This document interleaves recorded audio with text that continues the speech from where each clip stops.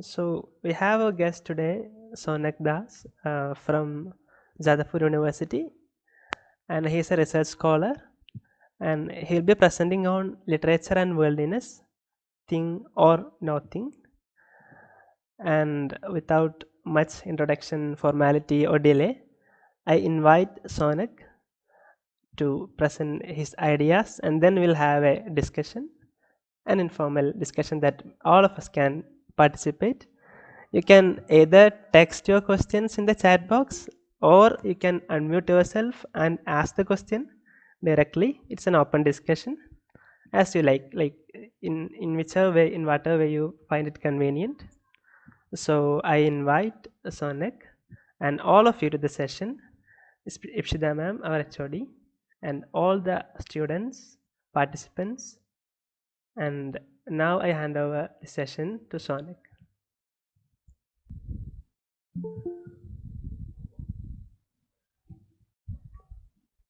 Hello everyone, good evening. Firstly, I would like to begin by expressing my thanks to the Research Forum of ISRO and Rafid in particular, who had been in communication with me for the last month or so. And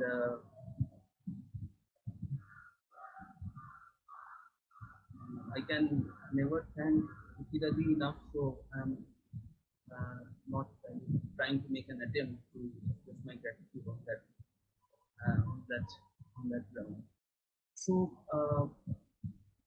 I am presently engaged with my PhD, which has to do with understanding the phenomenon that takes place when we engage ourselves with narratives more particularly, or it could be extrapolated to um, work of art, I believe. And I begin with supposition that whatever appears to us in a work of art could be uh, understood in terms of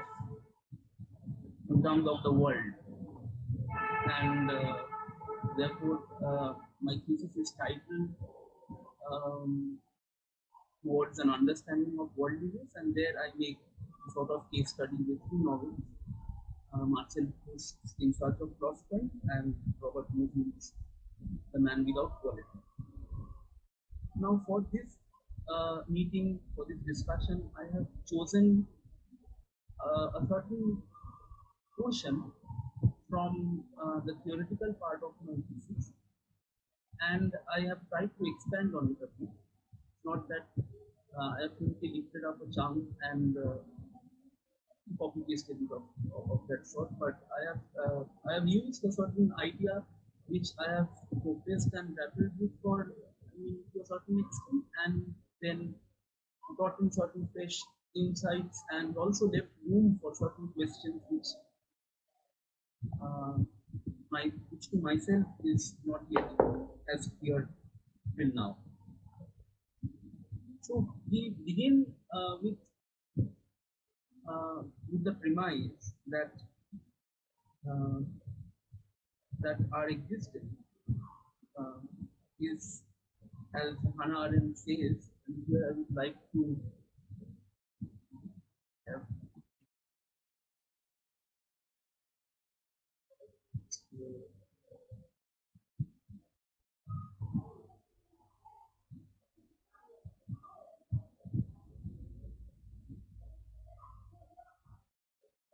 so as Hannah Arendt talks about in her book, The Human Condition, that our existence in the world is a conditioned one.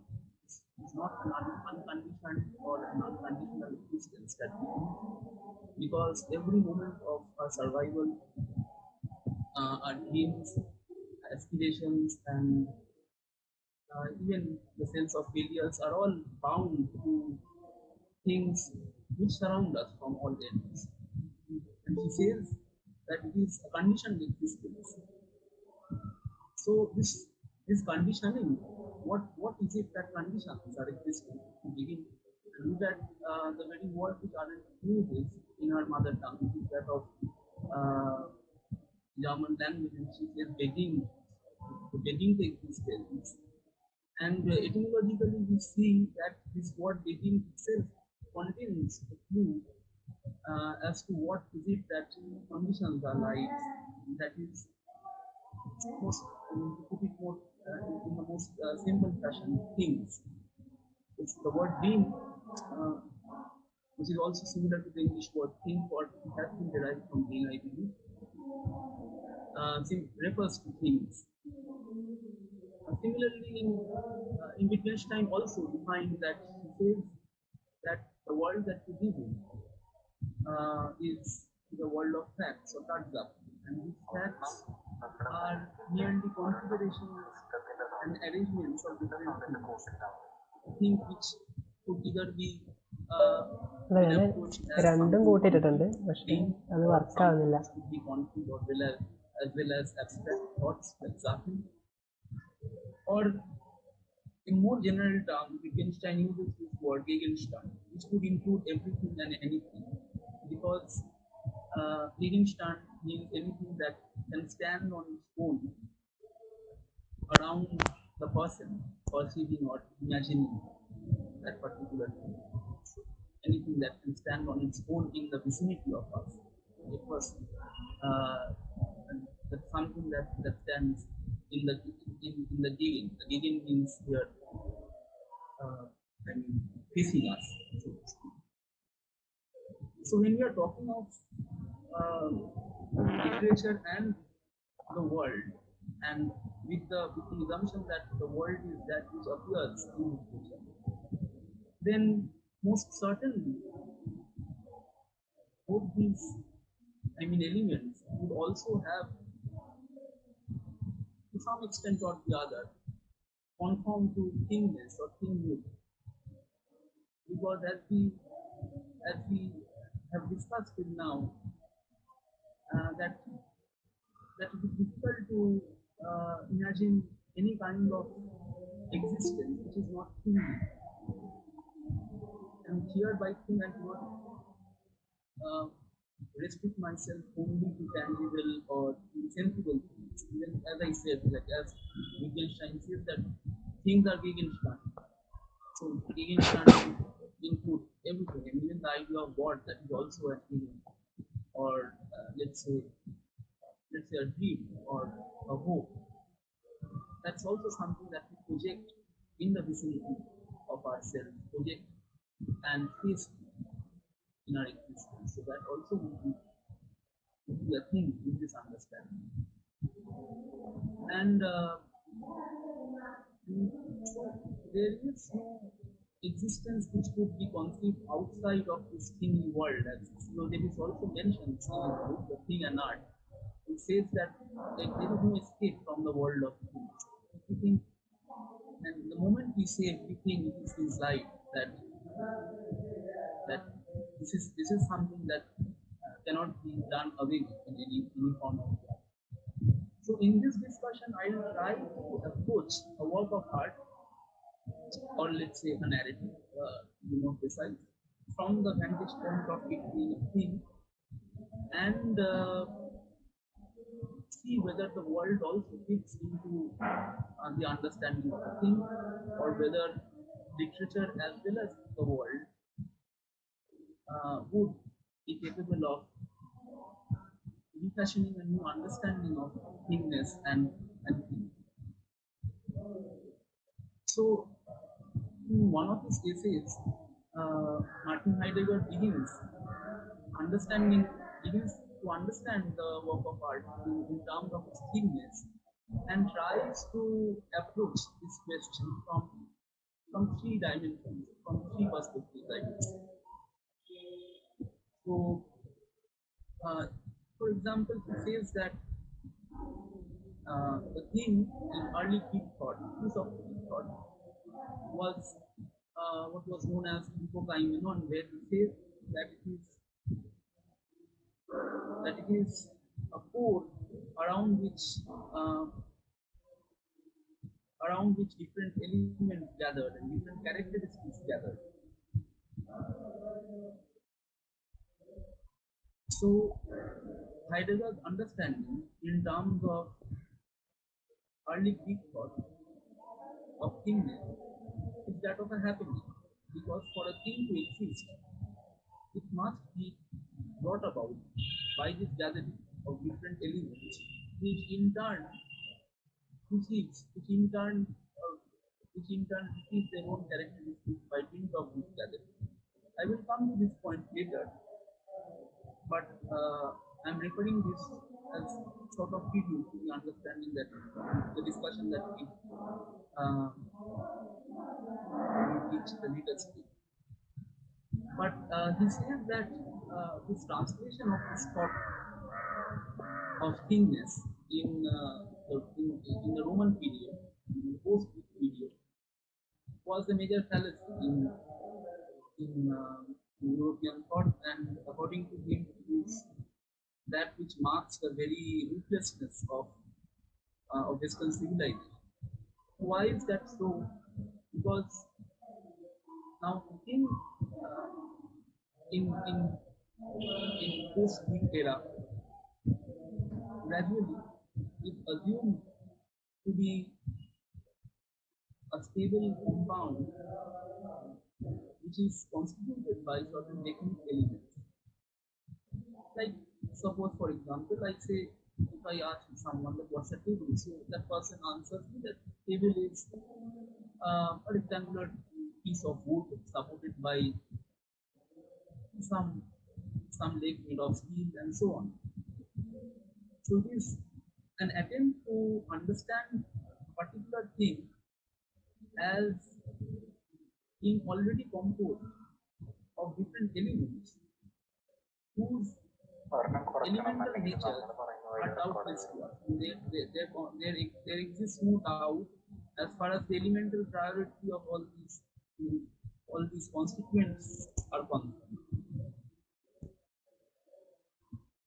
So this idea of subjecthood here assumes that the thing is a subject of a certain sort, and if we look at the understanding of subject, then subject basically means like a petri dish of a sort, or like a bowl where different things can come and form a compound by themselves.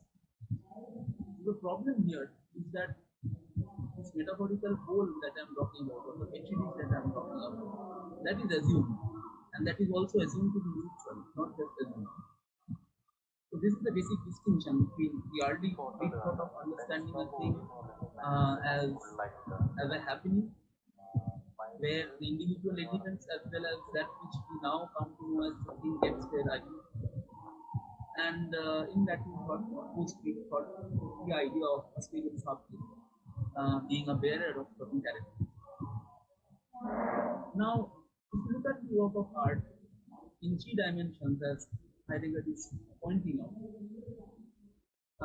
firstly with this idea of this subject term as being a subject comprised of different elements. So had it been that, then the work of art would be functioning like a concept, which could be exhaustively defined. It could be defined with closure, so to speak. But we know from our experience that a work continues to generate no significances across space and time and whatnot. So this closure that we are talking about is not possible. Doesn't comply with how a work of art actually behaves, or the kind of significance, the kind of changing significance that it sort of has in our transactions. The second idea is even more dismissible, where Heidegger tries to understand the work of art as a sensual compound, which is to say that it is merely a manifold of senses. Now, that would mean that a painting would only be in its existence a configuration of certain integers, but but this idea also removes human understanding too far from the world, because when we are, let's say, when we are facing a painting or when we are facing a sculpture, any visual art, then it is not only the spatial configuration that we experience, and that's the end of the story. That's certainly not the case, because the sensual perception translates to understanding, and this translation to understanding involves the role of intelligence or the role of imagination, or to put it more simply, the role of cognitive abilities. It's not simply only physical apperception of what is standing before us. So, having negated both these dimensions, we now come to the third one, which is that of the work being formed matter. So, you have a certain pattern in your mind, and you try to make material flow so as to fit this pattern. So, this would most certainly be applicable for different kinds of things, but not a work of art. Let's say when I'm trying to create a glass, I manufacture a glass from which I can create water. So my purpose of having this glass to determine how this glass will look like. And I would require a hollow space. I would have to make sure that the design doesn't allow any kind of overflowing of spillage or leakage and so on. So my purpose determines and formulates how this thing is going to happen. It is difficult to imagine this in application for a work of art, because I mean, such a well-defined purpose is more than often lacking. Not entirely lacking always, I would say, but lacking. So this is a pragmatic outlook, which is based on what Heidegger calls the equipmentalism.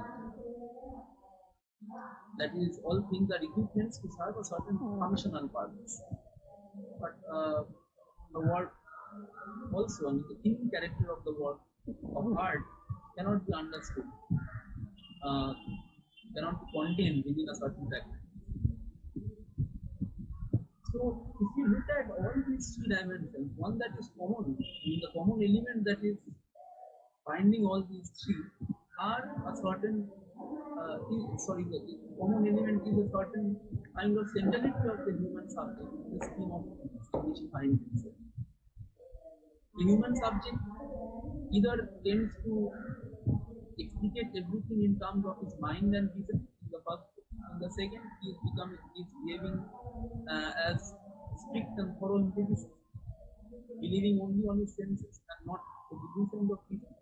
And in the third, he is letting all things be governed by his immediate belief. So in all these three, the thing in its thingness is fulfilling a subservient role, I would say.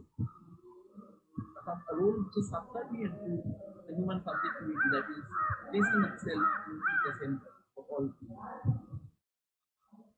And this is a trend which we know, I mean, begins in Renaissance. That is my contention. This very shift from this theocentric to the anthropocentric world, and the fashioning of humanism eventually culminates uh, to a certain kind of to a certain kind of neglect, one can say, or to a certain kind of self-exploration, one can also say, of the human subject with respect to whatever he is faced with. That can be very well discerned in man's nature to the world around him, how he continuously tries to master nature and be at the top of his game in whichever way possible. Now, this backfires at a certain point where I believe this entire petition of subjectivity was reaching a kind of supersaturated state, and it is here that the find a certain rupture in European thought, phenomenology comes up as an alternative, one can say. I'm saying alternative because phenomenology as an approach to things and the world does begin in a kind of negative attitude to whatever was available at that time. Um, on one hand, you have logic and analytic philosophy, and on the other hand, you have, let's say, the increasing rise of psychology.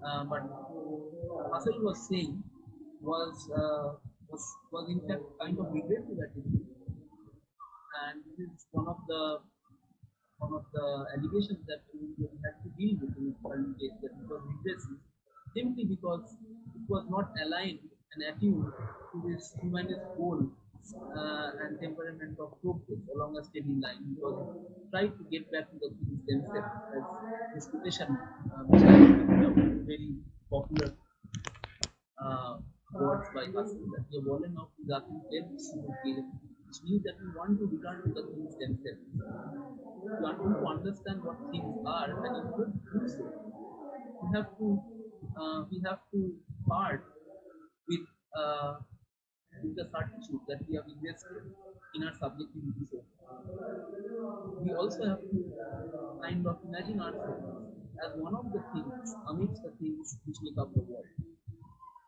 and no longer as something uniquely organic and masterful in distinction to the things which we had simply used till now.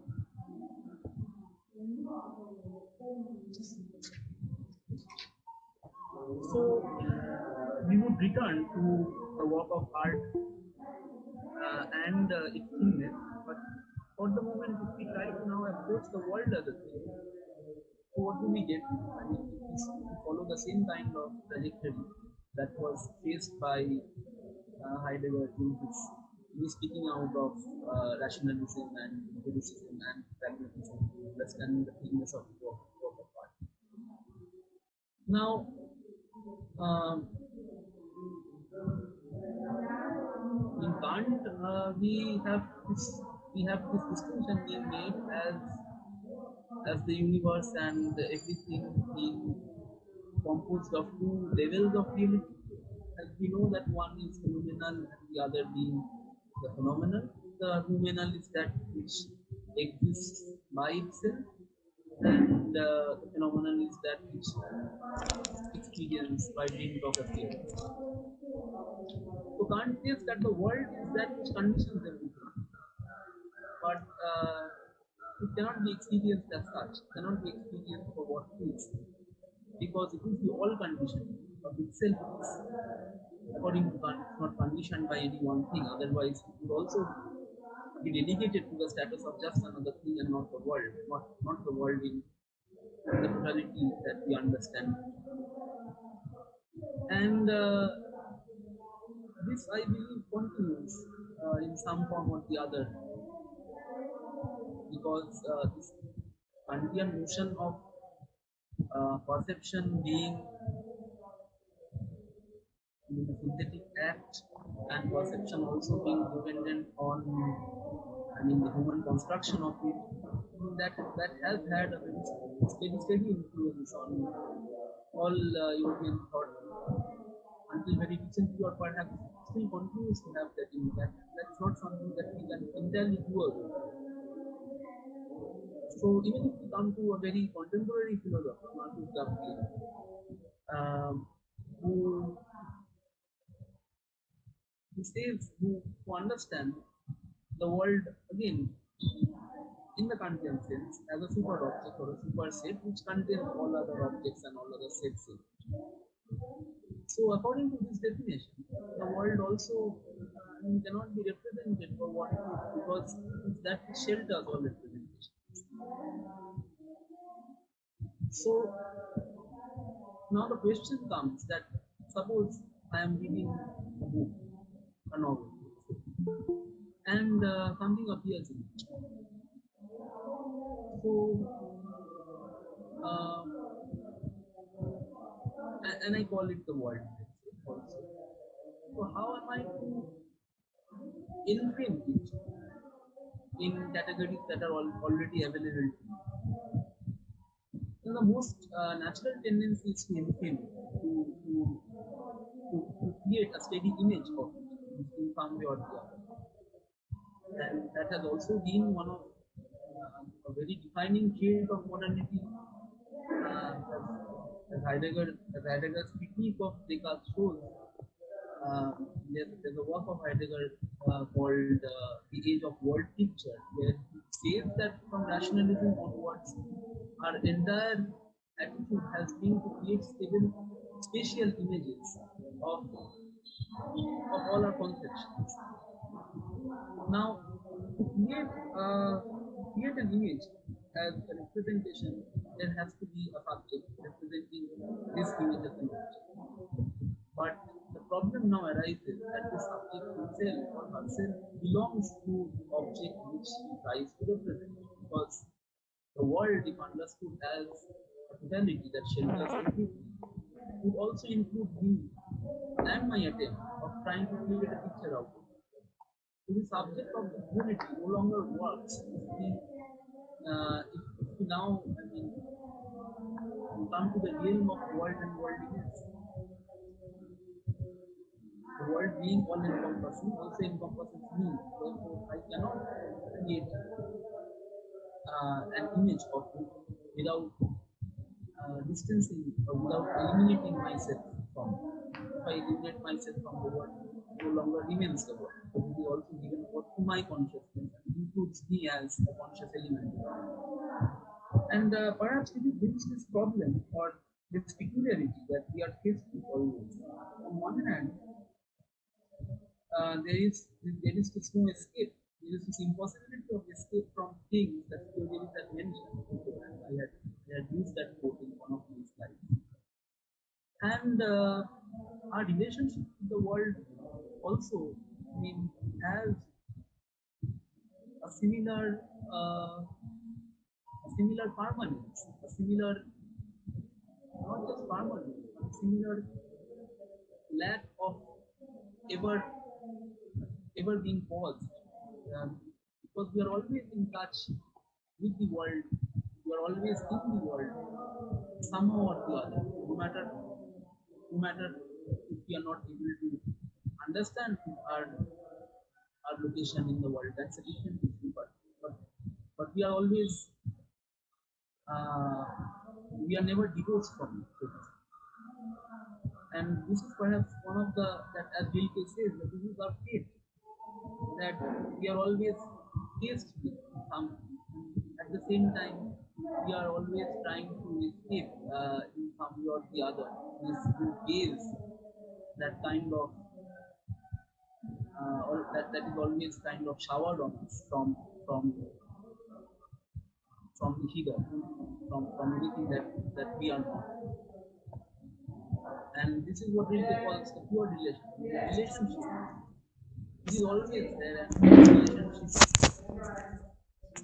is is that upon which all other relationships are built on. So, having said that, we we therefore kind of have arrived at a point that in order to understand the world as a thing, we have to first of all let go of certain conceptualizations of things. Here, that is the thing as a concept, or a thing as a representation, or a thing as an object of use. And as I mentioned, because all these conceptualizations are, by being conceptualizations, they conserve subjectivity. And if we are to preserve our subjectivity, if we are to remain that petri dish or that bowl that I was talking about, then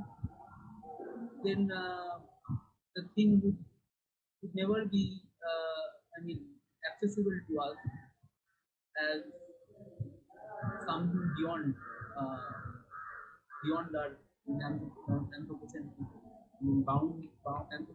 anthropocentric bound perspective. So now, if we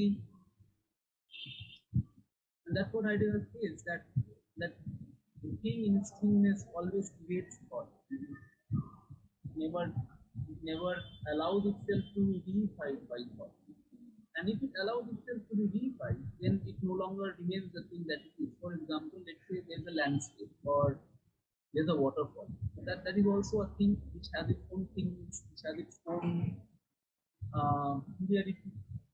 But once we revive, let's say to a hydroelectric dam, or once we transform that landscape, then the landscape now becomes something that is fashioned to suit our needs and no longer remains a thing that it was, no longer remains a thing in its otherness which it was. So, after having discussed that, we now try to collate both our understanding of the work of art as well as the world in terms of thingness. Then we see that the work of art also, despite all the interpretation that will come up against it, remains something intransigent, something that never gives itself up totally. For example, Theodosius says that if the work of art itself could speak, it would have said, I am, this much is enough for me. Maybe someone needs me, maybe I arouse catharsis. But all this does not depend on me, and I do not give a damn. I am a thing, I simply am. So the work of art asserts its otherness, no matter how much we try to subsume within our field of subjectivity, within our interpretations, and within the within the uses to which we put it as well. And this is also echoed by Blosho, who says that the work of art is all that we can say conclusively about the work of art is simply that it is, and nothing more. Because everything that we say about it becomes, becomes additional baggages on something which can make which can exist without these baggages as well. It says that work is without any proof, just as it is without any use. It can't be verified. Truth can appropriate it. Renown draws attention to it. The existence it thus requires doesn't concern. The demonstrability renders it neither certain nor real, does not make it manifest. So it is in this vein that Blosho calls or associates the work with an eternal solitude. But the work as itself is always alone. The work as the artwork as a thing is always alone. It is always there in its ingraspable otherness.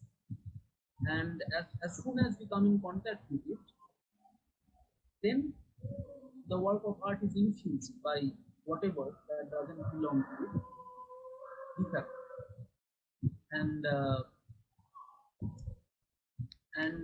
This is the reason why Deleuze calls, and even Theodosius calls, any artwork as something transcendent, but at the same time real.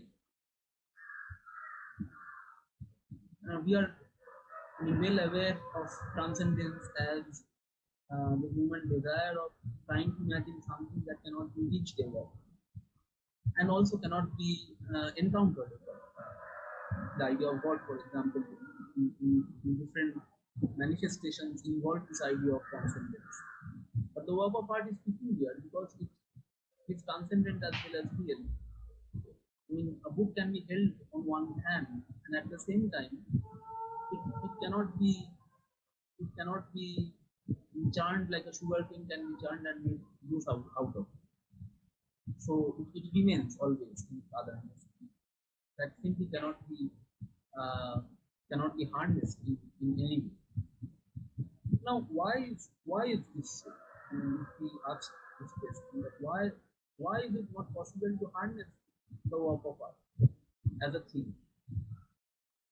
Now, if we just go through the etymology of thing, then we find in Latin that it's known as the res Now, res means a law affair or a proceeding.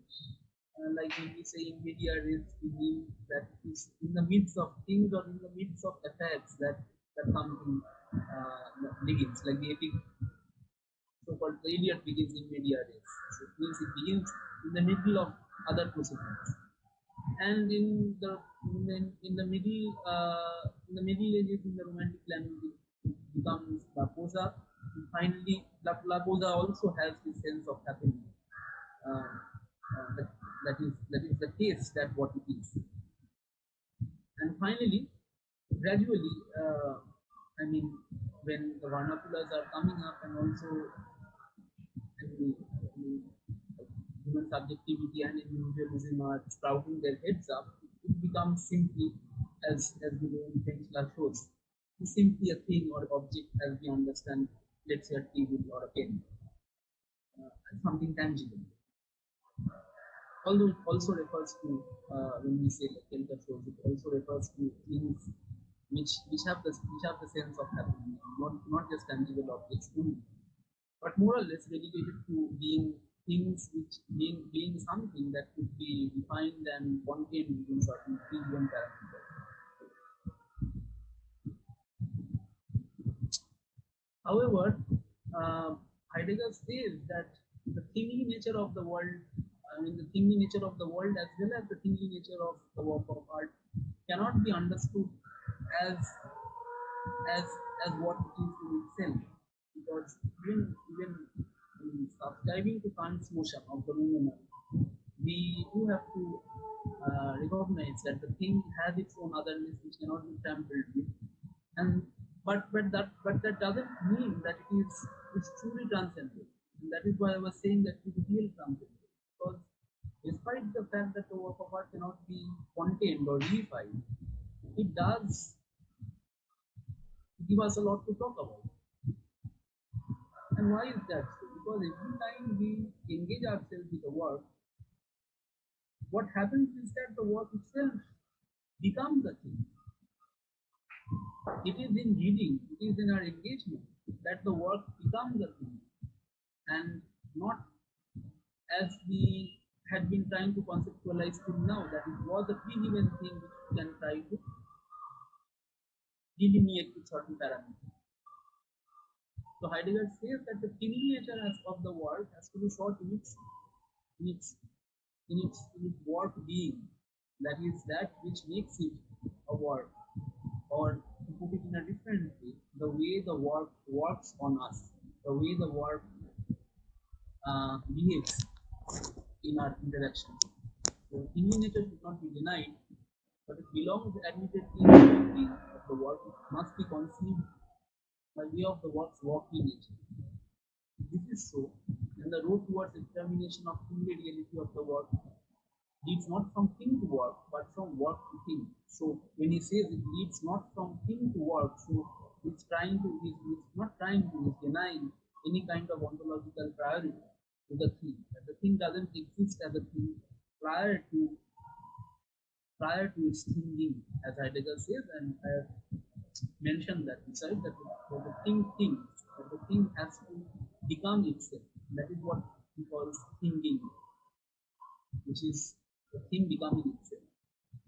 So the thing becoming itself is a gathering, again, now returning to this notion of Hukukaiminon that I mentioned before, and Heidegger invokes early Greek thought in his philosophy as hero, because he's trying to,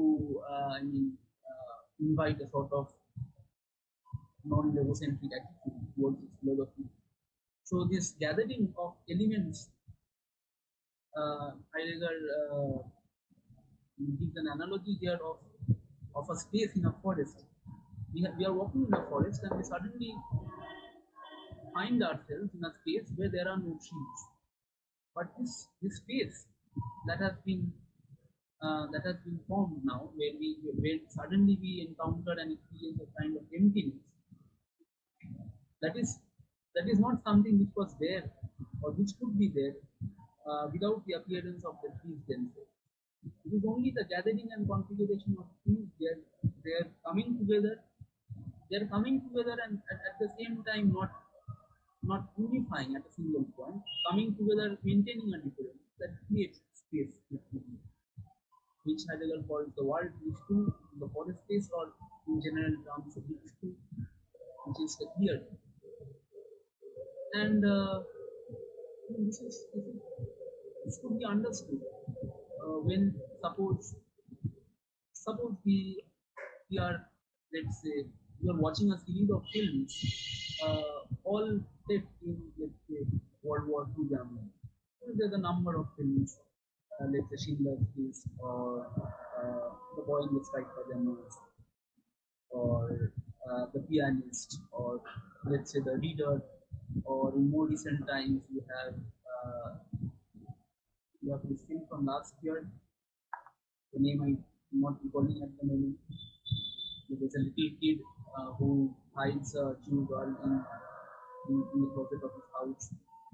And so the point that I'm trying to make, that apparently you have a field, but you have so many different appearances of that field in these different artworks. So how is that happening? Happening because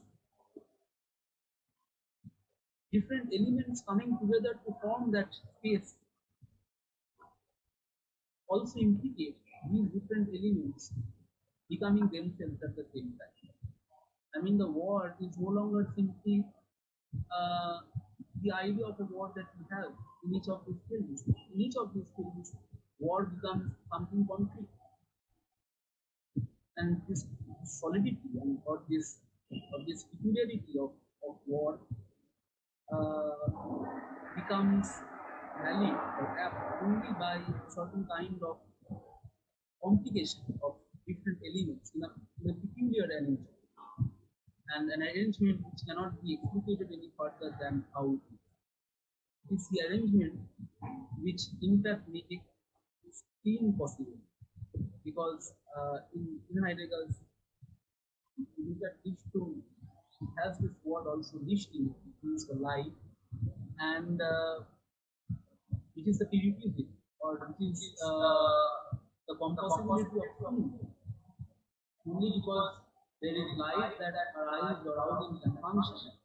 And Heidegger's word for the event or happening,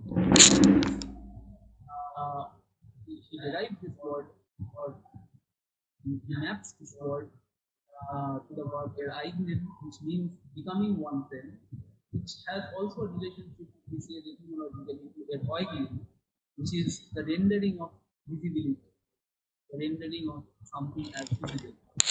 So it is not that light is already there, according to which we can judge a configuration and define it with respect to certain parameters which were known to us prior to this event, but rather it is the event itself which allows us to confront it in its own peculiar light.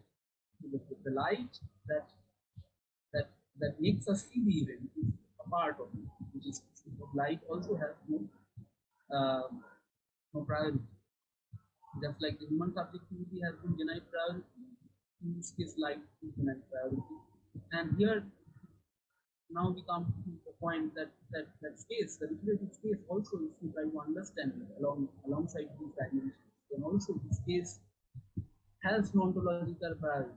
Space is something that is created, that is coexistent with the world.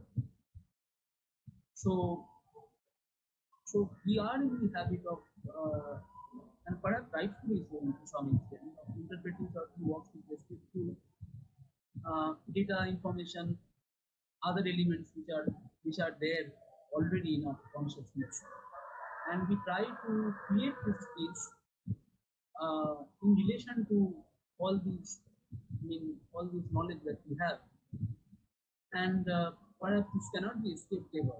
This is also, in a sense, necessary. But we must keep in mind that the space that is opened up by a work, be it a painting or be a book, whatever it is a space which belongs to this engagement that we share with you. And it is not as if this space can be explained and if it can be explained, then it also has the risk of being reified with respect to certain other spaces, with the idea of certain other spaces which precede. So, in Gosho's understanding here, although it has been uh, criticized as being overtly romantic, is that what happens precisely in the work of art is the happening of this space as itself. Just like Heidegger is saying that there is an event which is basically the appearance of something as well as the appearance of that place where that something happens. So also says the same, echoes the same kind of attitude here when he saying that nothing happens other than the place itself. Although it's true that Gosho accords very little significance to the identity of the event that Heidegger accords. But that's a different discussion. I mean, there is this critique of Heidegger from Derrida onwards that Elitis as a concept is appropriative in nature, that it tries to appropriate other elements in order to create its own identity, and therefore Derrida says that perhaps it is more apt for us to understand the event as a disappropriation, an entitlement. Uh, and here in this vein, I have used two images which just to give an idea of what I was trying to say. Obviously, negative space in painting has different kind of well, different kind of views or a different kind of significance. But if you look at these two images, you see that an empty space has been created by things existing outside of it. Had these colors merged together or filled the entire, easel, then we wouldn't have got the identity of the elephant in the right picture or the girl and the tree in the left. Uh, so the analogy I am trying to draw here is that this elephant could be anything.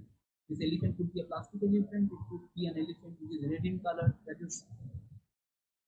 is therefore in a sense nothing. The elephant is merely a nothing formed out of different things, and it is this otherness of that the work of art has for us, which Levinas says that is both empty and at the same time it is because it is empty that it is also inexhaustible. And finally, here we have we have arrived at some understanding of why the work as a thing cannot be reified, because at its heart, it is basically a void. It has nothing inside it. It is only, there is no immanence in it. The idea of immanence as something being contained in something else, that is totally lacking in any kind of work of art. It is at the best a configuration, at the best, as Deleuze says elsewhere, a surface movement, a kind of topography along which to move. But it doesn't allow us in any way to gain any kind of orthogonality with respect to this topography. It doesn't allow us to go inside this topography in any other way, in any way, because there is no inside. It's just as perhaps Hilke had mentioned of Buddha, that it is perhaps like Buddha's sculptures, it is the poetry of sculptures. From here, I more or less come to an end of my talk, and I just like to touch on some uh, relationship with the two novels I am working with, and how this discussion could be, in a sense, carried forward to this. But but this also is very inconclusive and very general, because mm, the aspects are much more multifaceted than I have tried to, in a way, try to exemplify here in the last slide. So, if you take this novel, and I won't try talking much about it, because uh, that would have lot many things to talk about. But the basic aspect that here we have a novel which is like 3,500 pages long, and there are unknown events in the novel, no doubt about that. Although the events do not really happen in the way we are accustomed to events happening before us in a realist novel, but that is also a trait of European modernist novel, that it tries to present the event to its event is and not as something being representable in space and time. And here it's important that the project of Proust is to give us a feeling of time, mostly, to put it in a very fertile way. Uh, so it is to give us a sensation of time. Now, how does one have a sensation of time? If time, again, if you go back to Kant, is a transcendental quality. It is a transcendental element, something that cannot be experienced by itself. It is also time as a thing, as thinly as you can have time and space as things that you cannot be experienced for what they are. But as we have discussed so far and seen that it can be given over to experience. It's like here Rita says, I missed out this, like Rita says is about existence. So it could be, in my opinion, extrapolated to the existence of everything. The design is not given, not something that is already provided to us, but it is given over something as a projection or as a possibility of projection. So this means that the world or time or space and these extremely thinly things are not handed over to us, which means that they are not conducive to being explained and understood by subjectivity and habit, but rather they are given over to us as certain possibilities, given over to us as certain possibilities, in this case, content by works of art. It's not that I'm not claiming that time and space and the world should be understood only through works of art. That would be very eclectic. Could also be experienced through, I would say, through anything that contests habit in a very strong, which contests the effect that habit has on it. The habit, our way of habit and our everydayness and averageness tends to anesthetize, tends to make us numb to the thingly nature of things, because in our habit we tend to use everything as functional elements to suit our purpose. Now, coming back to Proust, he says that he wants to give us a sense of time, and so how is he able to give it? If his intention was to give us a story, then as the game is also attempted, then he should have tried to restrict us from getting a sense of time itself, because you would have to have a presupposition of what time is and simply experience the flow of events from one event to another event and so on. Have a story. But since his intention or since his project, as I said, is to give us a sense of time, also, as Christopher said in our book on Proust, that Christian project is to give us a sense of time. So to make time sensible, it is necessary, therefore, to divest events of uh, of that quality which makes them very easily assimilable, very easily prone to be assimilated in our daily habit. So we have we have pages and pages of, of writing, and at the same time we have this sense of actually not encountering anything uh, other than an evanescence, other than by evanescence I mean other than a pure movement of going from one to the other, or not always in a linear fashion, but this element of movement, this element of change that characterizes. I remember a discussion which I had very long back, and somehow or the other, uh,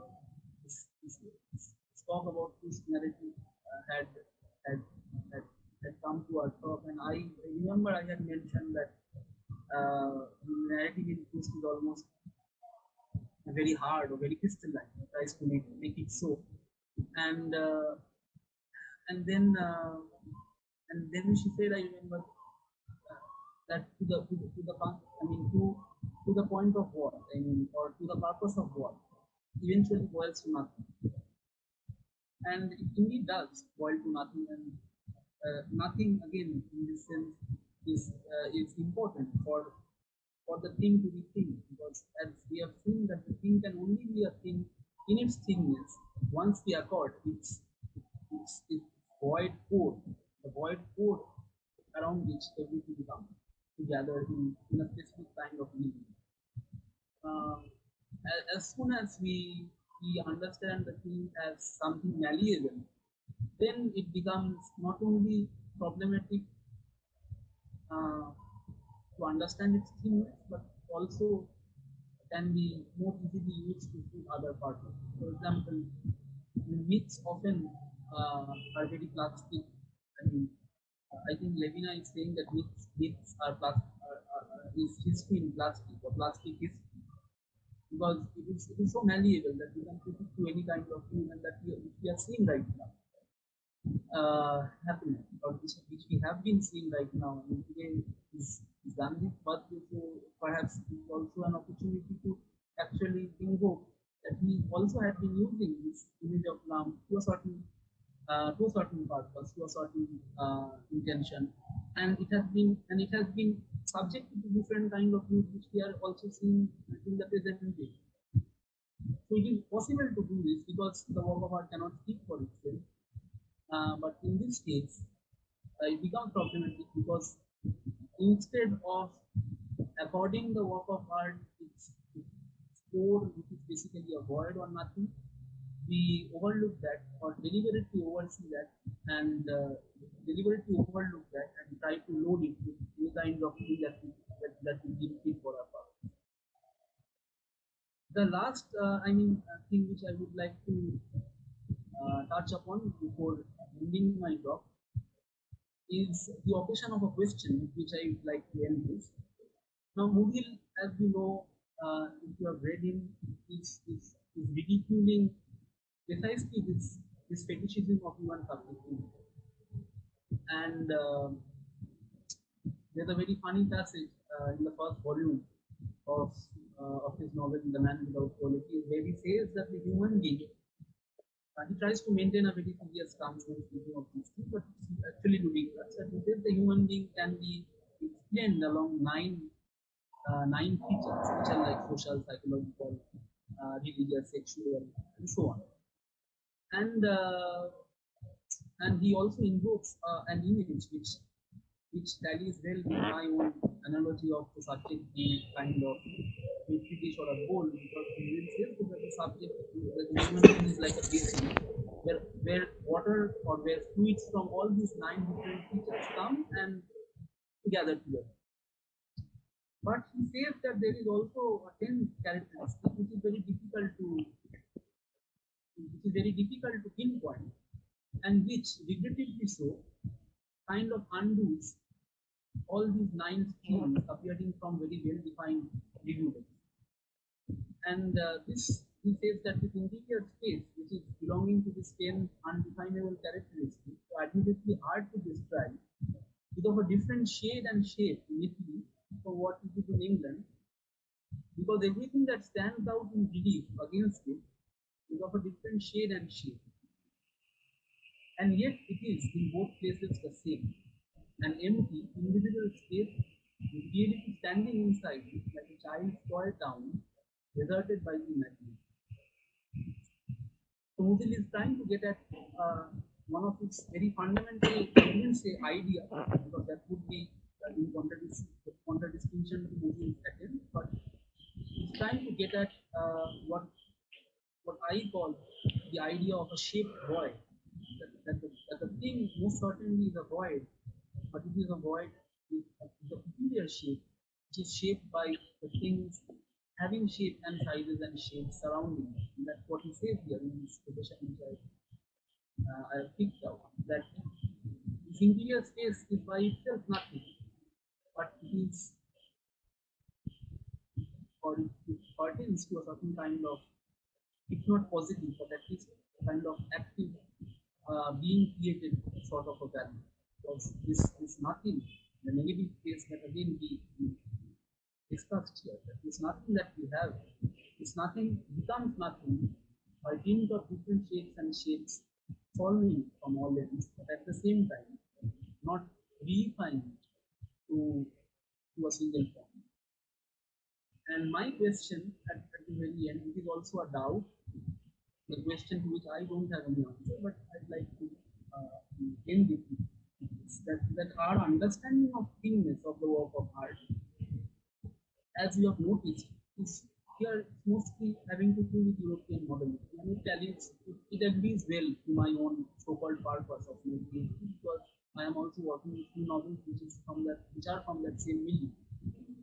But can the thingness of the thing, or can this nothingness that is at the heart of everything, he approached only through this, model, or only through this trajectory that I've faced so far, or whether since it is, since it is nothing and since it is non-relatable, whether it could also be approached, differently. And because if we go back to what Wittgenstein said about his problem with phenomenology, what is exactly this, that he says that there is no, Wittgenstein says that there is no pure phenomenology per se, there are only phenomenological problems. So reducing a problem to a general phenomenological field perhaps could have this detrimental consequence of, of again going back to that case which it tried to avoid in the very first instance, that could be self. I have taken a lot of time. I thought I would end by an hour, but um, I hope I hadn't been too boring. And thank you all for bearing with me.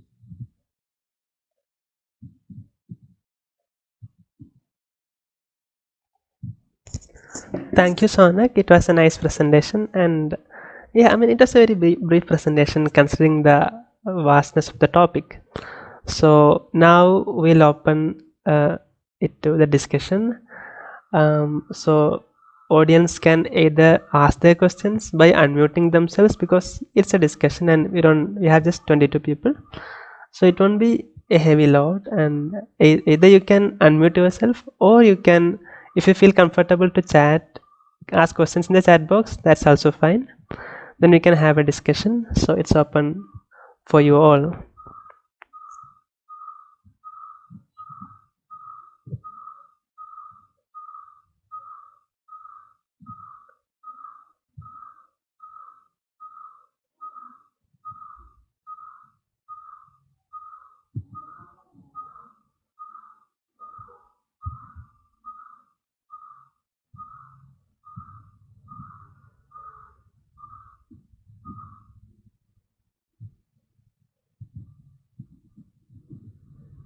So if nobody has anything to ask, then we'll all just go and do our own thing, maybe.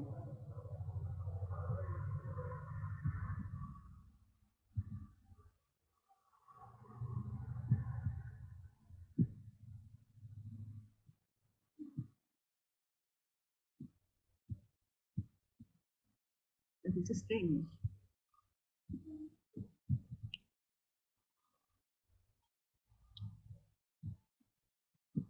Ah.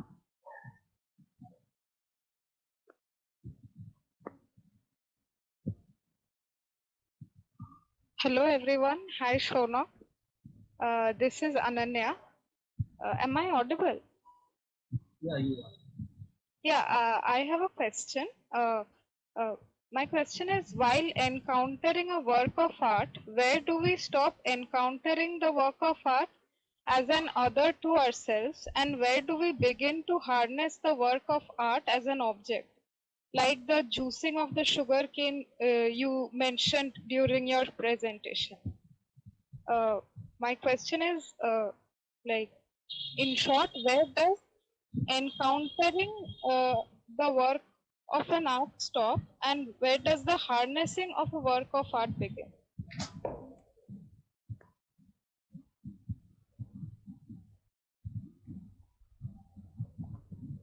Yeah, difficult to point definite where the work stops being the work stops to exist in its otherness and where it is harnessed to to our to our need. But I think if we kind of approach this by by by associating the work with a certain kind of being, a certain kind of attitude to be in the world, rather than a form of knowledge, that I think marks the transition, or marks the transition where the work can be reified or harnessed. And in this vein, if you allow me, I'd like to read a very short fragment from one of Levin's writings, where he's talking about a kind of communication that is at work in our engagement with any kind of art, because we can very well understand that the communication is in progress, because before encountering a work we had been someone, and in our engagement we are in a commune, so to speak. There is kind of and there are two things, us and the work. Whether or not these two things can maintain their individuality, that's a different matter. But most certainly there is more than one. I'm simply not myself only when I'm dealing with the work. So in talking about that communication, he says that if communication bears the mark of failure or inauthenticity in this way, it is because it is thought as a fusion. Now he's talking about the modernist claim that the work of art can never facilitate any kind of communication. That there is always a sort of invisible gulf existing between the work and the person dealing with it. But Levina doesn't look at it in a negative way. He says that if communication bears the mark of failure or inauthenticity in this way, it is because it is thought as a fusion. This word I think I would underline, the word fusion here. Again, that I was saying that in Ishtu, that it is not collated, the things are not collated to a single point. There is a space that is left out after all these things are coming together. Levina says further, one begins with the idea that duality must be transformed into unity and that social relations must culminate in communion. This is the last vestige of a conception that identifies being with knowledge, that is, with the event to which the multiplicity of reality ends up referring to a single being, and where, through a miracle of clarity, everything that encounters being exists as coming from me. That is, it becomes representation. It is the last vestige of idealism. So I believe the moment the work of art is, or the otherness of the work of art comes to be subsumed within knowledge, and knowledge, as we know, I mean, the very epistemological framework that we have crafted out of knowledge, it is always in some way or the other fragmented, always some way or the other related to practical things and uses and functions. So the moment we stop respecting the nothingness of work of art, this active nothingness of the work of art, the moment we stop preserving this nothingness, then it becomes a thing in the capacity of being an equipment, like Heidegger had said. It becomes simply a kind of formed matter where its form fulfills a certain kind of function.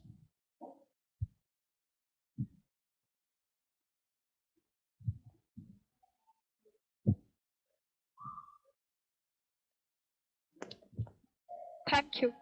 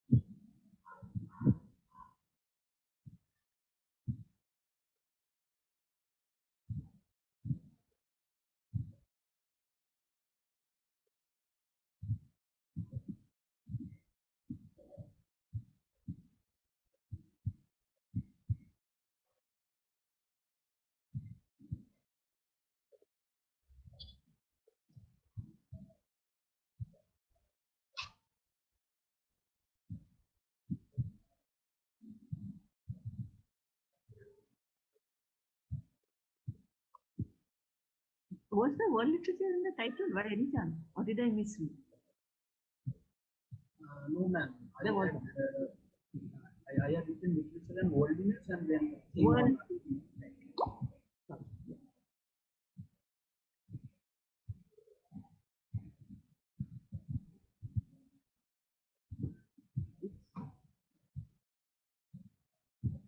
I mean, it's very eerie that a lot of it is. I was trying to look for the exact place where the exact quotation actually. Then you can look for the exact place if it interests you. This is beginning from the sort of what I would call the configuration kind of nature of a thing, that it comes together and there requires a void for it to, well, excuse my saying so, but configure around. That is the idea that you have in speech philosophy, right? Of the world being, or things being kind of elements that configure.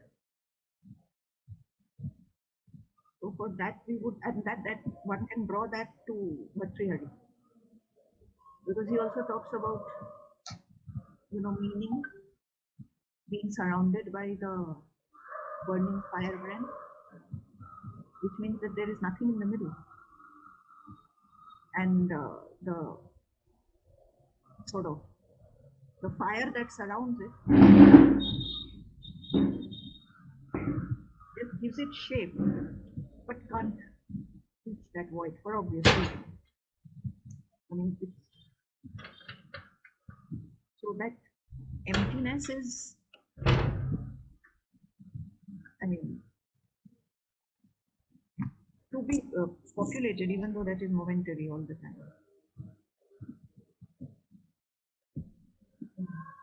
So, I mean, that was something that I sort of immediately thought of because of the way in which it is conceptualized, and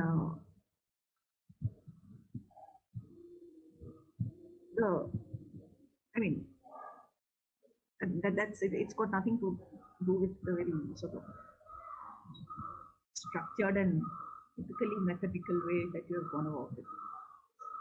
Really cool. The point is that, is there an agent of configuration?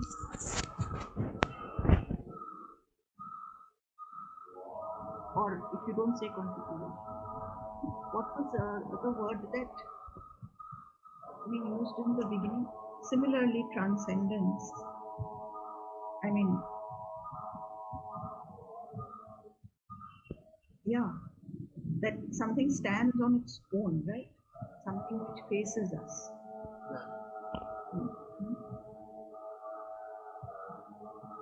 Now, why are we, firstly, why are we not calling it an object? Or even if it doesn't sort of make any sense, just ditch it. Because there is a critique of immanent subjectivity or even given subjectivity, which does not come there in your scheme of things, because it's like, as you said, it's subjectivity, that kind of a fetish that you want to sort of leave aside. But why is it not? Judha just wrote to me that I send you ABCD, you did not bother to read. He's right. I think it was Marcus Gabriel that was talking about. It's true, I didn't read. But why is it an object? I'm sorry, why is it not an object? Is there any? The question is the question relevant at all? You know, I am not calling it an object. why not is what I'm asking. Yeah, I am not calling it an object that this is because an object, if you begin from regard, then most certainly is the representation that involves the subject, and also in a way is also in a way demands, I would say, a kind of priority of the subject. The subject has to be there already in order to represent itself, the object, as an image. But if we go back to Heidegger's essay on thing, the essay which he talked about on thing, it means that this anthropomorphism has totally erased that feeling of, again, this is a word which I am borrowing from Benjamin, this aura that Benjamin talks about, of being faced by the other. So when I, as an individual, have... No, wait, just one second. That is your reading of Heidegger, right? Yes. Okay, carry on. You need to read my reading, and I'm collating it with something I came across recently of Benjamin. Okay, which is what you say, the aura, etc. The aura, yeah, aura as attention. Yeah, there are many people present here who would agree wholeheartedly with you immediately regarding the anthropomorphism of Heidegger, except me. But carry on. Yeah. So Heidegger says that there was a time when the human being was just another thing amongst things, and it was faced upon by the external world. And now it has risen up to a point where it, in facing the world, creates, as we have it from Kant. Yeah, yeah. So in that case, I mean, the world in the present modern understanding is an object, but in Heidegger's understanding, it's not an object, but a thing in its entire otherness, a thing in its thingness, and so on. Not an object, but something that perhaps supersedes us.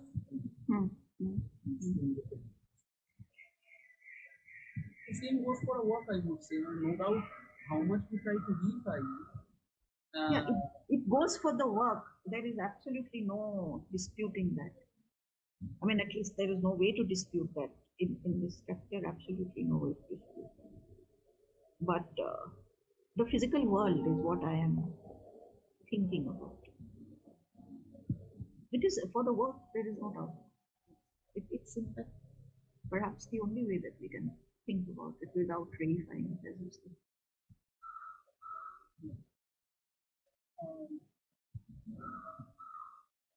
As far as the physical world is also concerned, an understanding of it is also coexistent with what we call the physical world. Otherwise, it simply remains something in its entire quanticity. The physical world is not simply the world of concrete facts, but also facts as being envisaged and understood by us in a certain way. So, yeah. But even then, the physical world is mean, the idea of a physical world as something with encapsulated object like in archives and Wikipedia and whatnot. No, no. I mean, that would subscribe to the idea of physical world, but then it's always in excess. It's always something that still continues to exalt us, I would say, in some way or the other. Because there is something equivalent that cannot be unified, cannot be represented as an object can be. No, I mean, I'm thinking of the physical world as it would exist independently of us. It does not require either empiricism or subjectivism or even pragmatism. Then the physical world becomes a thing that exists in itself. Okay. I would say, because the thing for its own existence, the thing by itself, doesn't require the human subject. Right. That is the strong anthropocentrism that I'm trying to bring. That the world can exist by itself, but then it is eternal solitude. It has very little meaning. The possibility of meaning doesn't arise. But it does. Yeah. It can exist. Then it would exist. I mean, I'm slipping back into the thing, but never mind. It would exist as what I would call an object. I mean, which is independent of my existence. But it can't exist, I would feel, as a work of art. Yes. But a thing, yeah. The only difference that, I mean, the only apparent conflict that is here with our usages of the word object is that what you are saying, that if the work is never given what to experience, then it is an object. Yes. It's more certain. So the only, I mean, distinction that I'm drawing is that in my use of the word object, I am associating it exclusively with a subject. And if not associated with a subject, then it can exist in its thingness. So I think the sense that both of us are trying to no, I understand. Yeah. It's same, but the vocabulary is absolutely. May I weigh in a little bit here? Suppose we say no, yaar, what will you do? Then I will not weigh in. Introduce yourself. We don't know who you are. Most people here don't know who you are. Yeah, they're not supposed to. Yeah, I am Judhajit Sarkar. I am also. Can we see you? Maybe. I can't see any of you, so I have no problem showing myself. Okay. Oh, hi. Can you see me? Yeah. Hi. Yeah, I don't know whether this is a question or a comment or a doubt that I'm having, but I'm just trying to think aloud. Since you also brought up the Vertrieri reference, and recently we have been having this discussion here about this speculative realism of Wilhelm Hamann, which is in a way also in dialogue with Marcus Gabriel, sense realism or whatever one calls it. But I was trying to weigh in terms of the question related to the thing and the object, and whether we call the thing object or not, and whether the object is only definable with relation to the subject. I mean, Hamann. I'm sorry. Yeah. So he said it was not. He said he was only looking at when he said that the subject is reified. Correct me if I'm wrong, Sounak. He said that when he said that the subject is reified, he's only looking at it, or the fetish of the subject is in relation to the object, that there is a pre-given subject which precedes the object. I don't think he's looking at it. I mean, even if you use the word object, the way you use it is different. I mean, yeah, I think he is referring back to the whole beginning of idealism as it. Yeah, that's Descartes. Descartes, he said that. Anyway, but it can also be, I mean, Hamann, for example, who I was talking about, I mean, is ready to use thing and object interchangeably, because for him the subject is also an object. Yeah, right. And as long as we consider the subject itself also as a thing, then there should be no problem in referring to everything as objects, as long as it exists. As long as it is a thing, it is an object. And I mean, the confusion that I was having basically, which also relates to Sounak's talk and something that I mean, we have been discussing here in terms of yeah, the art work as an object. If I perhaps I would have I either missed out or I misunderstood, but Sounak seemed to suggest at the end of his talk that we should not perhaps concern ourselves with the inwardness of the artwork considered as a thing, that it is no thing. But as long as it is, and if we still kind of use the Kantian language, it will have both the aspect of the phenomenon and the phenomena and the nominal. So something that will appear to us and something that will always remain hidden, something that perhaps you can only approach but can never reach because it is so elusive. So ma'am was talking about the birth theory metaphor, that what does language do, that it just circles a void with a ring of fire. And this is actually where Graham Harman's recent work about metaphor also becomes relevant, I think, because he is trying to say that the metaphor is also a thing. So in our traditional understanding, we try to think that a metaphor is giving us a certain access to the thing which is otherwise not possible in a customary language or in everyday language. But if we take any metaphor, we see that ultimately what we are getting is not really an approximation to the thing, but that the metaphor, by kind of combining two elements together, becomes a thing itself. And the example that he gives is, for example, this metaphor that the cypress is the ghost of flames. So here, if we think in terms of representation, in terms of knowledge, which Sounak rightly said at the end, that the relationship that we have with our works of art is not a relationship of knowledge, but perhaps a relationship of truth. So the metaphor, it seems from the perspective of knowledge that it is telling us something about the cypress. Or if we take another metaphor which I have been struggling with recently, it's a Urdu, it comes from an Urdu poem, but I don't have the original at this point, but it says that the rose's fire is the water of life to the candy.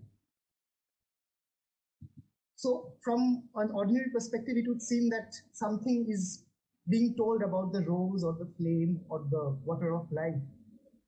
But ultimately, it's just bringing things which have very trivial extrinsic connections together in order to produce a compound which didn't exist earlier. But what is it then doing? The confusion that I'm having, and I am just asking this to Sounak to also help me to kind of unravel this puzzle, is the solution or the temporary sort of way out that Harman is providing here is that in the cypress metaphor, we are not being given any access to either the cypress or the flame.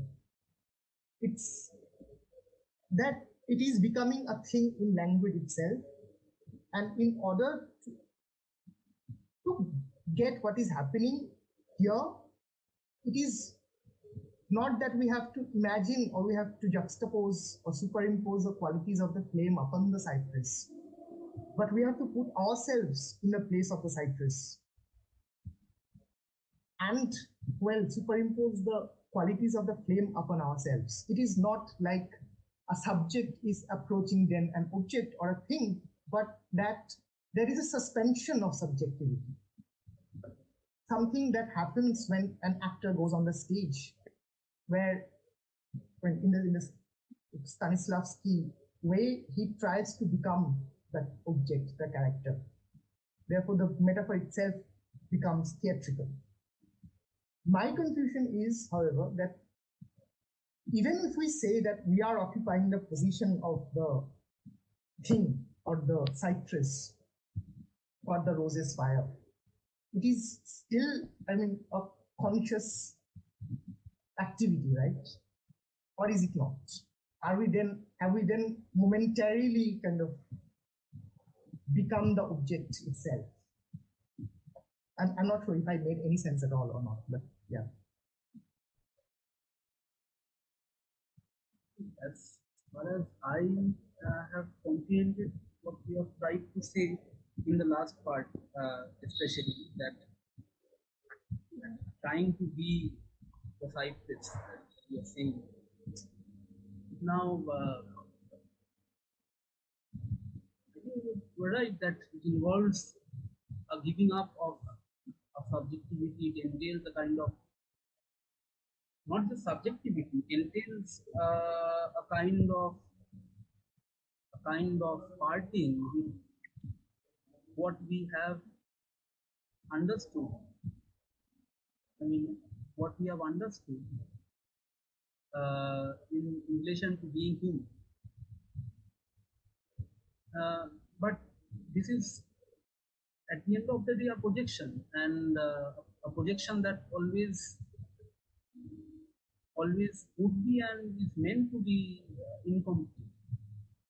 And I think art offers us, I mean, that field or that possibility of continuously trying to project ourselves toward a direction itself which was not known to us previously. I mean, the projection itself creates this sense of direction and the particularity of the direction and distance and inaccessibility and so on.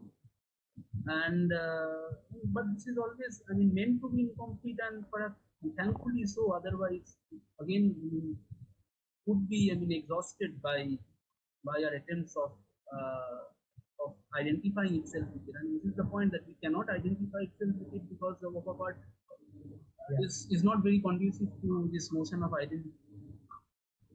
It could be identical only to the differences it generates every time, and therefore it is not possible to remain human being and at the same time become a cypress. But this process of becoming cypress, or as Deleuze, I mean, uses these coinages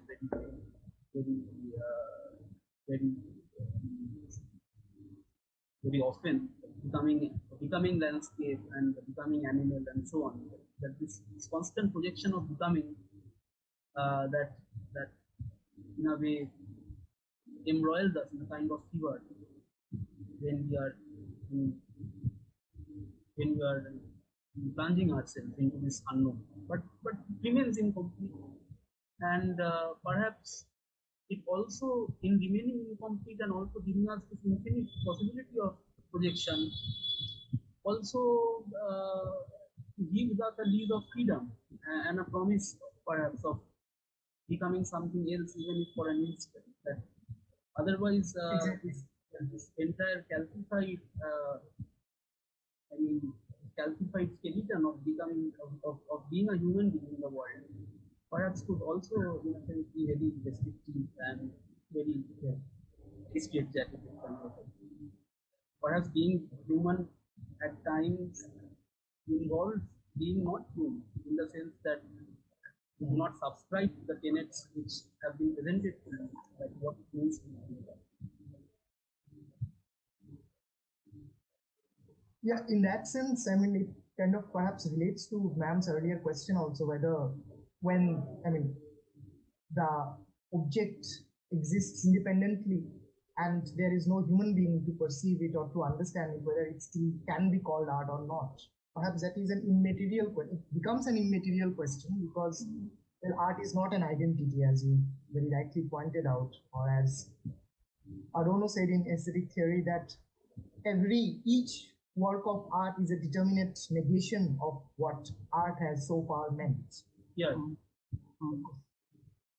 True. But of Gosha course, also echoes.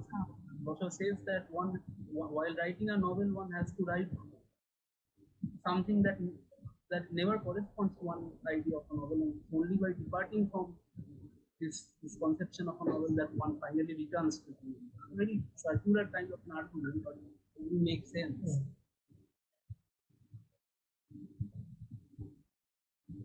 And I mean, also the question that I had asked, which about the inwardness of the. Oh yes, I remember that. What is that? What is the inwardness of anything? The inwardness is that which remains elusive, that which cannot be even approached by human consciousness. So in that sense, the object of art, then, if it cannot be approached by human consciousness, how on earth do we know it's there? We know it's there because there is a side of it that appears. Oh. There is a side of it that appears. Like everything, like we ourselves appear Then to we us. become conscious of it. I think we are boring everyone. People are leaving. I mean, people are free to leave, huh? So yeah, go on.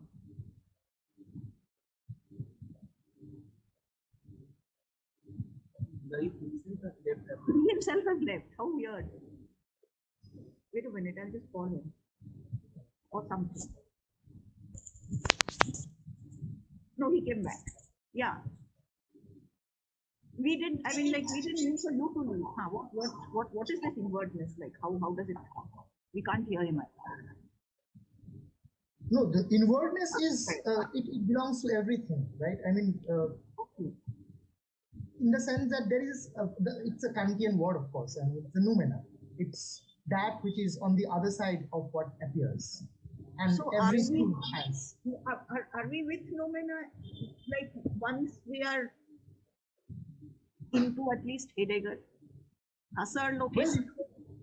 But if we're talking about the thing in itself, we have to talk about the noumena because, in Husserl, in fact, the thing is finally reducible to human consciousness, which in Heidegger it is not finally. Although Heidegger reduces the thing to relation to, things are always in relation to each other. Therefore, what Ono also said actually.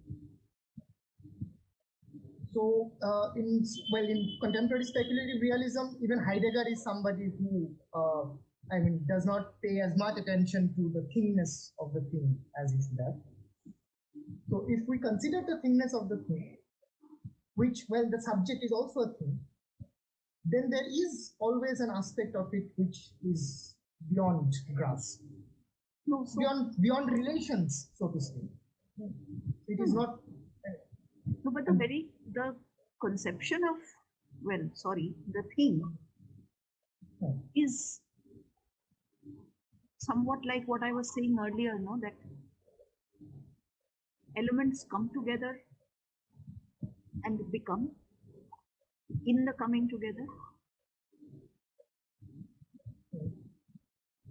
So if that is the case, then the business of really the subject and the object,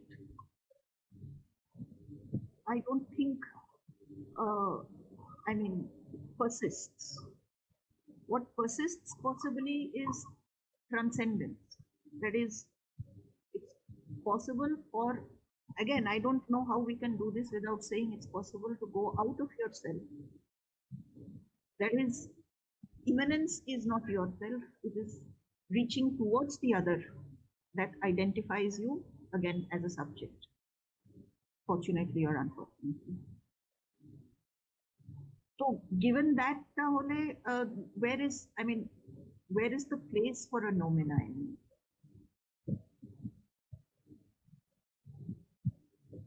Well, if as you are defining that although I think I should let Shonok answer, but Yeah, actually, and where is Rajlok is still here? Well, then never mind. This is not right. Okay.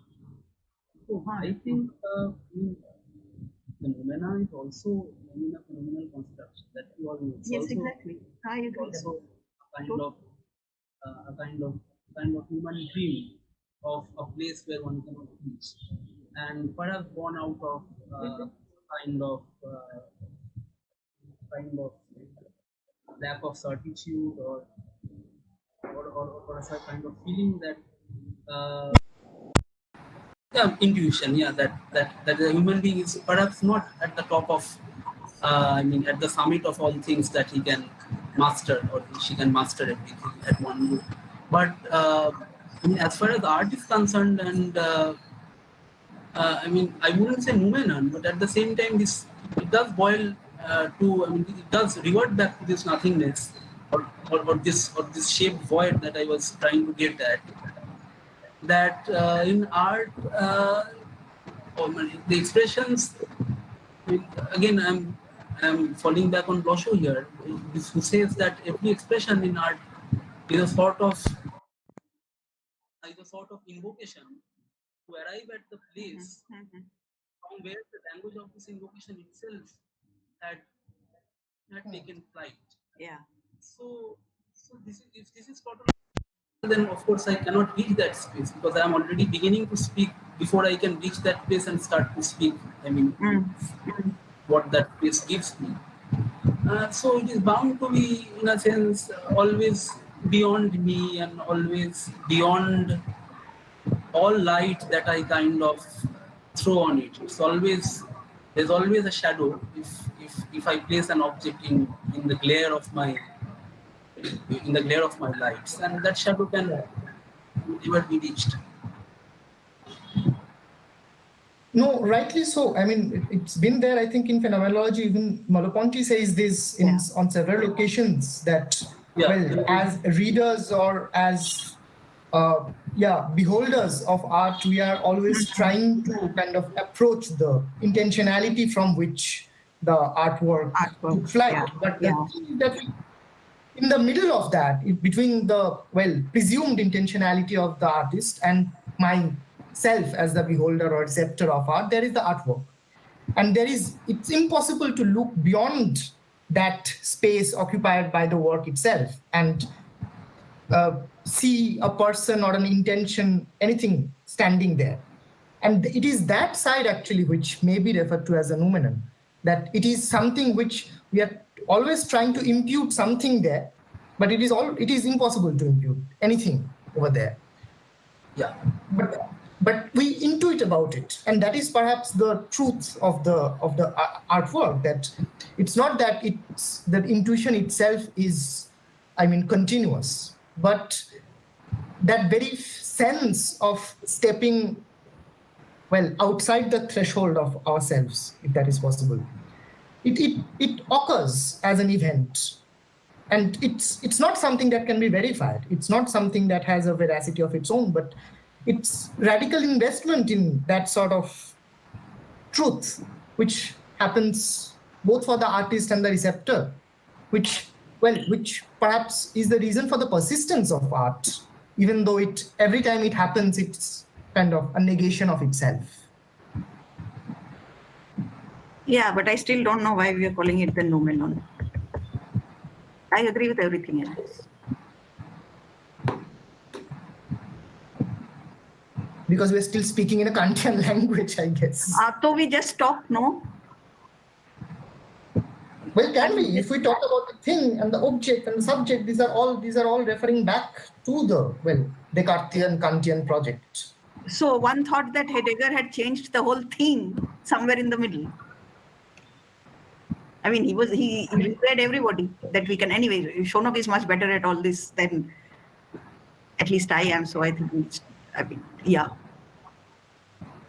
And the burden of language in philosophy is there. We cannot simply undo. Yeah, I'm glad someone said that. Like this Herman person, I don't see why you have to become a cypress, for heaven's sake. I mean, what sense does that make? Why is the metaphor a thing? Because everything that is a thing. I see. Okay. Okay. That is the definition of the thing, or the definition of the object, that it is. In that sense, the thought is also a thing. But this question keeps coming up about the burden of language, right? And Herman's critique of Slavoj Žižek is that despite claiming to be a realist, a Marxist, he remains an idealist because he thinks that memory, starting from memory to everything else, points to human beings being caught up in language, that language is the house of being, that everything passes through language. But as you said rightly, that the physical world existed and will continue to exist independently of human beings. Well, there will perhaps not be anybody to call it art or some thing art. But it doesn't matter to the thing itself whether we call it art or not. Yeah. Whether we call a metaphor or not, it will continue existing despite us once it has come into being. Yeah, that is one point. human. Because it needs to come into being, no? It needs to come into being. That it cannot come by itself, or even without the medium that we have been talking about. Yeah, I mean, if there are no human beings anymore, the work of art would exist like, an array of, let's say, words. Yeah. But it wouldn't exist as an artwork. Yeah. Because for its being, it would have to have some understanding associated with it. And if there is no understanding associated with it, it simply remains something on It remains as a possibility. It remains as a possibility, and that's perhaps the greatest thing about it, right? I mean, that it doesn't then exist in order to be comprehended by human consciousness. I mean, as I said, it hardly matters whether we call it art or not, because then we are aestheticizing the object. Yeah, okay, but it remains as a possibility. Now, for a possibility, what do you require? I think you require a human mind. Not necessarily. And we know very little about a dolphin may, a monkey, we don't know. That's the thing. For verbal art, I think you require the human We mind. don't know, I agree. That's visual art, maybe. That's what it was called. Yeah, true. I forgot that part, really. I did forget.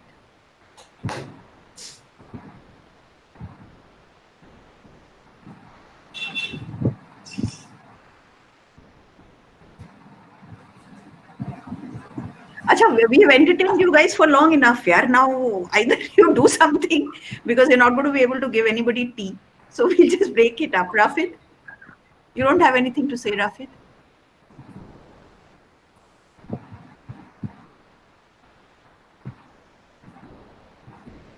No, it's not that you have to say something. Say thank you to your friend.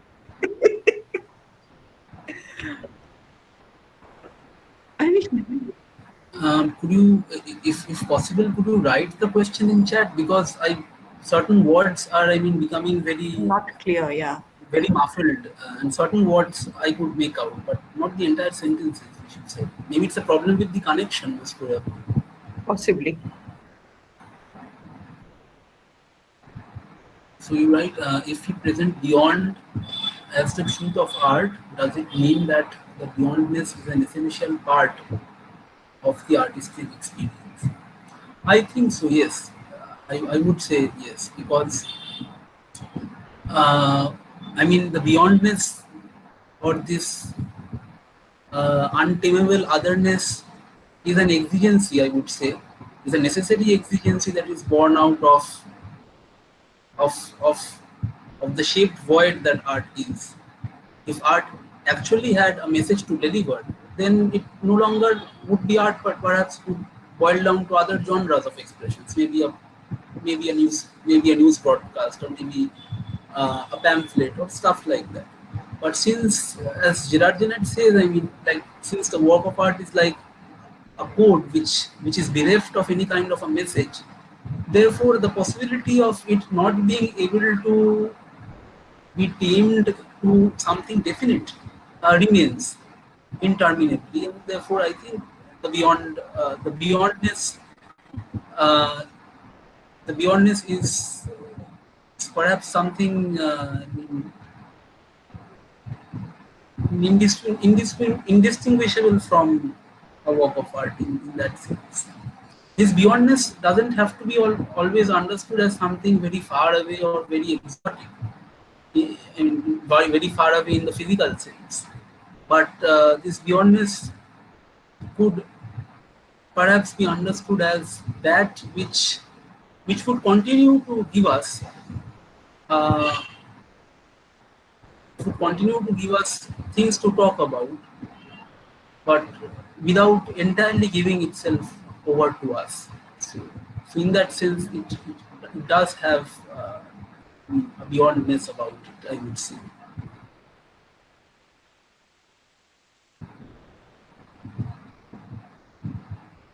You're welcome.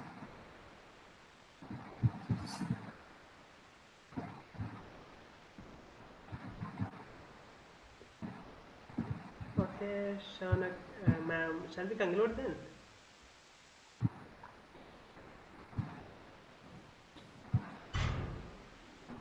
Yeah, go ahead, Rafid. If can we hear him clearly? Yeah, I invite Ananya to give the vote of thanks, the conclusion, Oh, closing acha, part. okay. Yeah. Thank you, Shaunak, for the very enriching presentation. I would like to thank the organizers for bringing us together for this experience. Thank you, participants, for being here and making today's event possible. And last but not the least, I would like to thank Ipshita ma'am for guiding this initiative. Thank you. Okay, thank you, and see you later. Thank you. And Bye then. thank you. Yeah. Bye bye. Mhm.